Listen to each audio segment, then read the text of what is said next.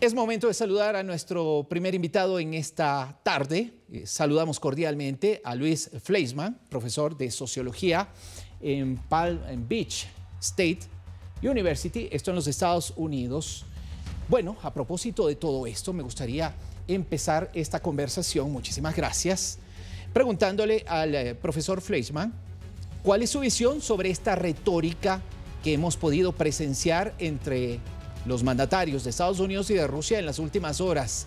Discursos, cada uno defendiendo sus posiciones, se asemejan o se diferencian, le pregunto yo al profesor Fleischmann, en qué medida a los que presenciábamos hace un año, casi al inicio de esta confrontación armada. Muy buenas tardes, bienvenido. Buenas tardes, un placer estar aquí contigo, Néstor. Es un tema muy serio. La retórica es obviamente muy hostil, pero no creo que en este momento llegue a mayores, excepto que el hecho de que Biden haya visitado Kiev es un símbolo o es un mensaje por parte del presidente Biden que está dispuesto a hacer todo con tal de prevenir una victoria rusa sobre Ucrania y defender la independencia ucraniana. A todo esto es muy importante que esta retórica no se convierta en un antagonismo real, porque a veces la retórica no es simplemente retórica, a veces la retórica lleva a una especie de pérdida del control. Y hay que tener mucho cuidado. El hecho de que Putin haya amenazado ya y haya dicho que se retira del acuerdo nuclear que fue firmado con la administración Obama hace casi más de una década ya, es un problema, porque se está hablando, digamos, de no respetar un acuerdo de reducción de ojivas nucleares, lo cual esto a mí me preocupa mucho, y me preocupa mucho porque al esto pasar va a estimular más a países como Irán o a Corea del Norte a seguir con sus ambiciones nucleares. O sea, esto es un problema muy, muy serio que ahora yo veo. Ahora, por otro lado, yo diría que el presidente Biden hace lo correcto en defender a Ucrania, pero en mi opinión también en un momento él tiene que ver la posibilidad de llegar a un acuerdo de paz entre Ucrania y Rusia.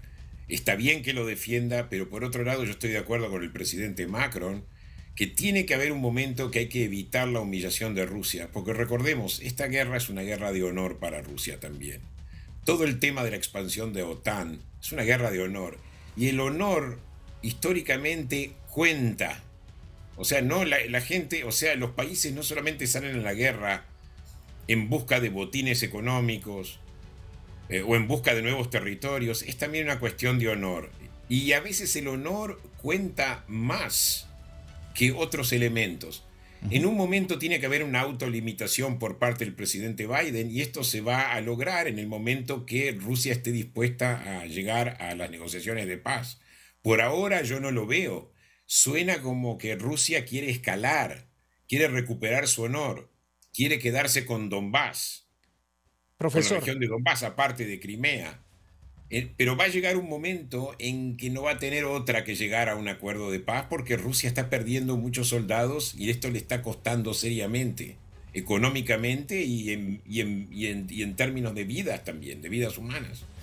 si me permite, por favor, profesor, ahí, a propósito de lo que usted mencionó al inicio de su respuesta, ¿en qué medida considera, y quiero centrarme en lo que usted manifestaba, tras la retórica de Rusia a través de su presidente Vladimir Putin, ¿cuánto cree usted que en la práctica podría alentar a otros países, como usted lo ha mencionado, para que también sigan el mismo paso y el anuncio hecho hoy por el gobierno de Vladimir Putin?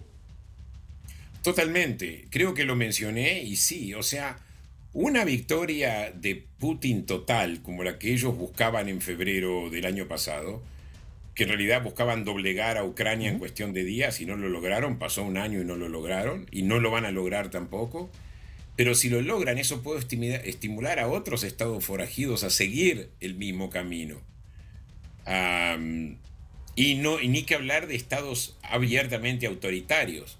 En ese sentido, pienso que la lógica del presidente Biden de decir que no solamente estamos defendiendo la soberanía de Ucrania, sino que también estamos defendiendo al sistema democrático, estamos frenando, por así decir, a países autoritarios, y de alguna forma ve a Rusia como el líder de los países autoritarios, si bien ha habido países autoritarios antes de Putin, como por ejemplo el chavismo. El chavismo precede al putinismo.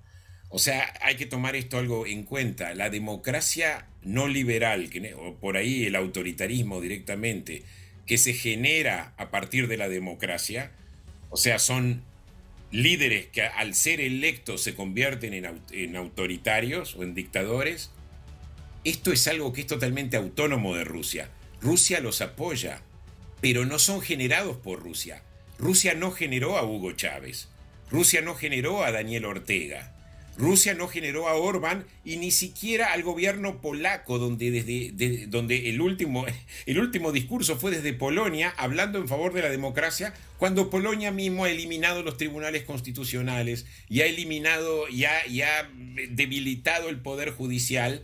El problema de autoritarios electos es un problema que es independiente de Rusia. Pero efectivamente, si Rusia gana esta guerra, recordemos, los regímenes autoritarios efectivamente se van a reforzar. Profesor, no sé si tuvo la oportunidad de ver en las últimas horas el discurso de Vladimir Putin, no lo había hecho desde el año 2021. ¿En qué medida le ha llamado la atención, quizá lo ha sorprendido por lo que ha mencionado el día de hoy, o estaba dentro de lo que se contemplaba?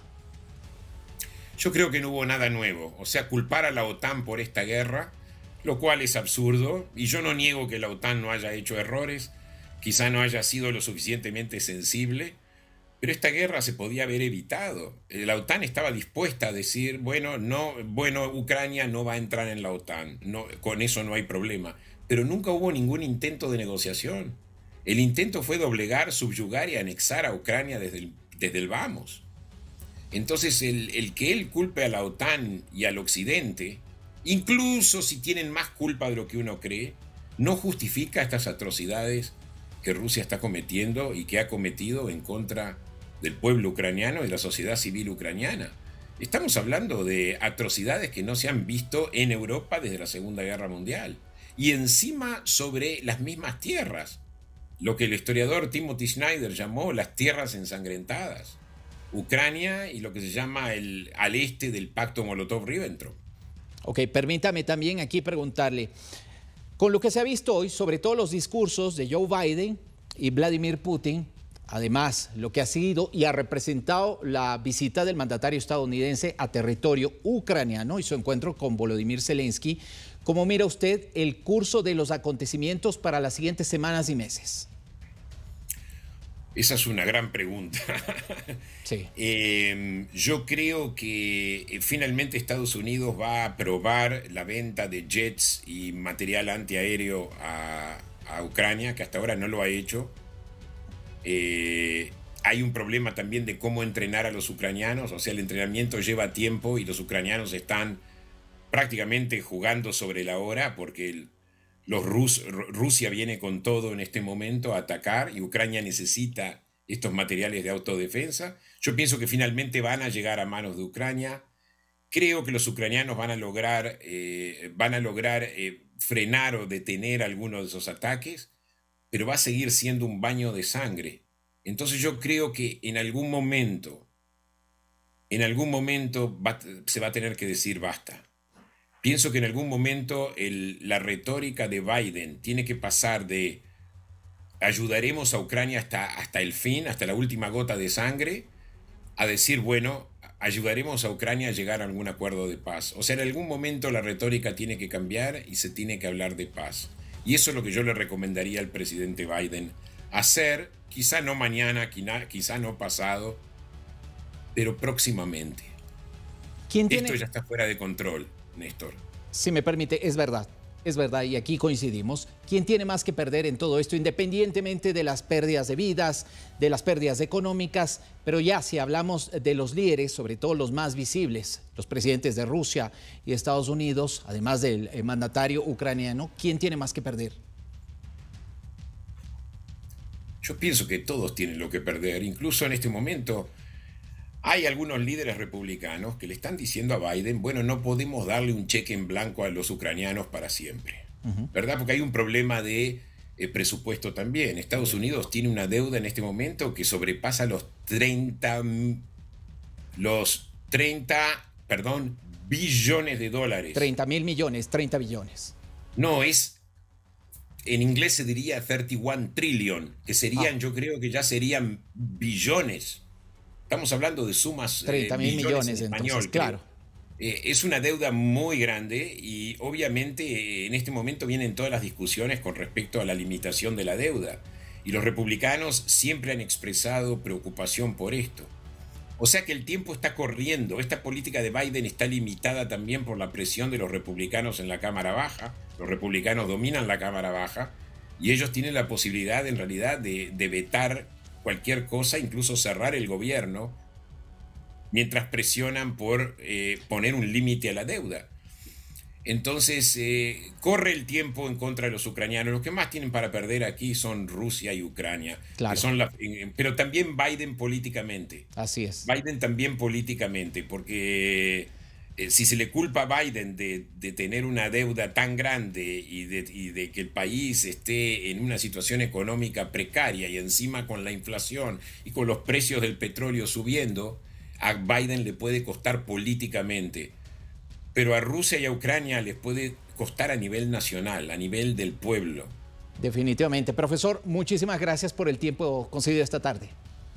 Un placer estar contigo. Gracias, igual, ojalá lo pronuncie bien. Luis Fleischmann, profesor de Sociología en Palm Beach State College, analista también de temas internacionales, su punto de vista respecto a este momento bastante complejo que se está viviendo entre Rusia, Ucrania y también como un tercer actor importante los Estados Unidos.